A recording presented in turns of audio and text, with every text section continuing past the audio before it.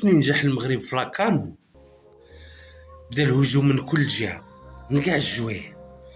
تنظيم عالمي، تيرانات عامرين، بنادم داخل سالم خارج سالم وغانم.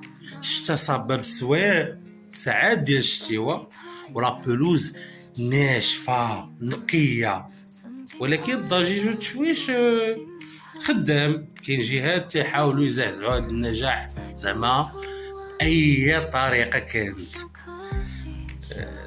كاين شي مشجعين الجزائريين اللي هنايا كاملين تمنعوا زعما بصفه رسميه انهم يعطيو ديزانترفيو على التنظيم اللي كاين في المغرب. دي زعما بصفه رسميه، ما تقولش تنظيم زوين، ما تدويش بعدا مع لي ميديا ماروكان، دوي غير مع الجزائريين. واش زعما هادشي صدفه ولا حرب نفسيه ضد النجاح ديال المغرب؟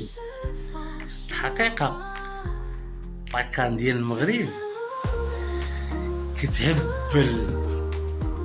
الدراري هي واحد الطليبه زوينه المغاربه، انا عارف المغاربه ظريفين واعرين ما يبقوش تيفوجي. لاشين يلاه باديه، وكنحتاج دي زابوني، دي لايك، دي كومونتير، كنت بوس واحد فيها. شكرا جزيلا.